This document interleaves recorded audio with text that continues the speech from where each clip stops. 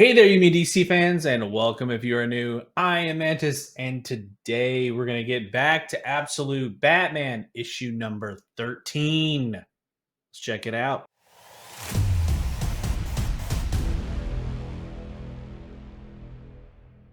Absolute Batman 13 starts with a flashback of Bruce and Selina riding a train through Gotham. Fresh off their discussion with Falcone on the golf course, of course, Selina is impressed with Bruce's negotiation tactics in trying to get Waylon a win in the ring of his upcoming fight, even if it is by breaking the rules. It's how they can all win, or so they hope. Back to the present where we left off from the last issue, and Selina, aka Catwoman, had crashed the party. Batman, wondering why Selina had come to see him, he asked, "Why are you here?" Selina says Bruce's mom had called her, worried no doubt. Bruce doesn't believe her though, but truthfully, she had called Selina, seeing if she knew where Bruce was at.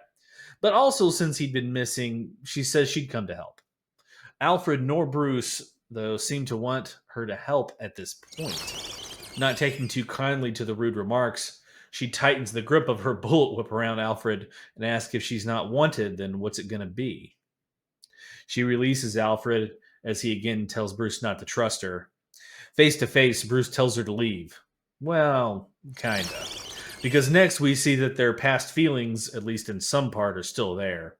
They end up spending the night together. No doubt a bit of stress relief for Bruce, but maybe a different angle for Selina, trying to get closer to Bruce. If nothing more than to keep him safe. Bruce and Selina wake up the next morning to the sunrise. In the light, Selina can't help but notice the scars that Bane and Arkham has left on his body. Asking him, "What did they do to you?" he responds, "Is that really what you want to talk about?" "No," she responds.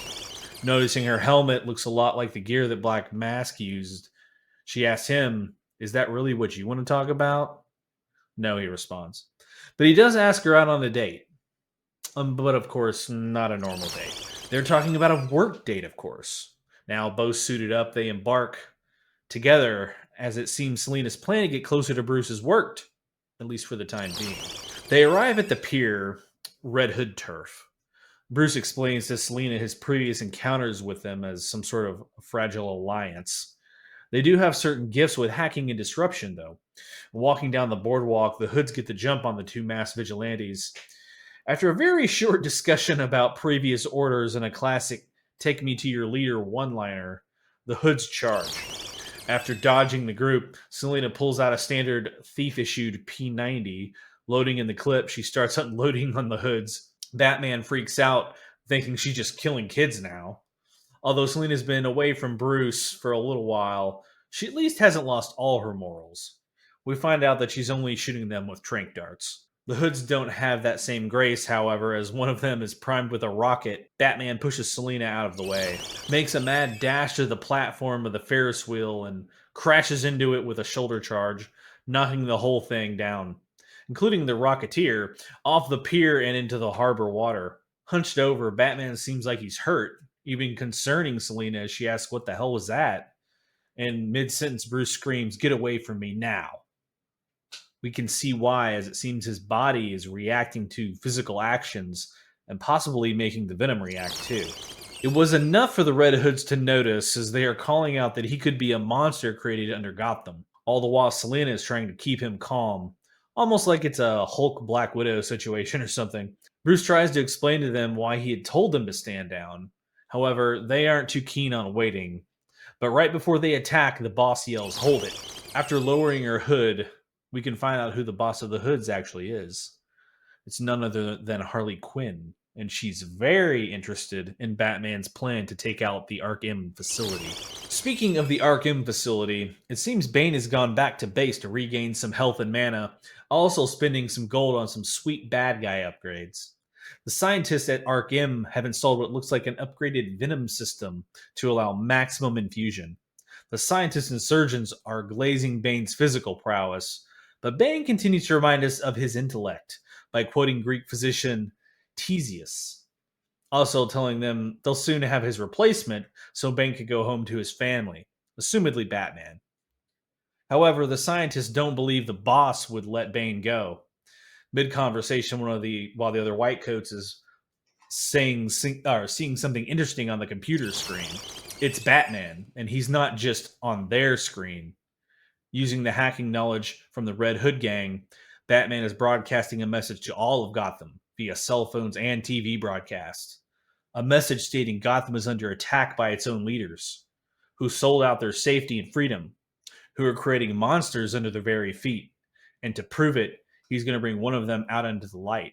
He's going to bring Bane out into the light. And just in case any of the Gothamites are wondering who he is, he just uses the old catchphrase. Well, he actually screams it, but you get it. Next, we get a flashback of Bruce and Waylon sitting in Gotham Stadium, possibly days away from the fight between Waylon and Bibbo.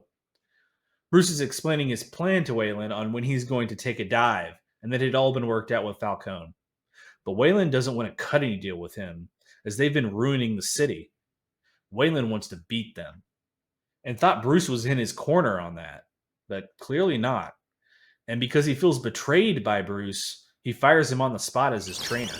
Back in the Batcave with Bruce and Selina, they're discussing a place to draw Bane out to for the fight. And based on the flashback, it's pretty clear that it's going to be a rundown Gotham Stadium. Selina asks Bruce to promise her one thing, though, and that's not to use the venom. She didn't like how it made him feel and look. And Bruce, however, he sees it as a clear strategic advantage in the fight, and quite possibly the only way he's going to win. Selina tells him it's not the only way and that, she could help. But Bruce knows what Bane is capable of, and she would not be help in the fight at all. In fact, she may be, a liability. Selina is still pleading with Bruce that using the venom isn't the only way to bring Bane down. But Bruce uses one of her lines on her here. If the rules aren't fair, then stop playing by them. And, she says, maybe I was wrong. Pointing out her gear, though, it's clear she hasn't played by the rules either. Either way, Bruce isn't deterred. He's going to use the venom, and he's going to wreck him. After it's clear that she won't sway Bruce's decision, Selina leaves. However, I don't get the sense that she's going to let Bruce fight Bane all alone. Next, we see Bruce along with Alfred under the tunnels in the Batmobile, likely near Gotham Stadium, but he's leaving a little cooler of meat for Croc, meat for Waylon. And as it seems, Bruce isn't going to fight Bane all alone by himself after all. He's hoping for some help from Waylon, some help from another monster. All right, guys, that's the issue here of 13, Absolute Batman. I hope you enjoyed this one.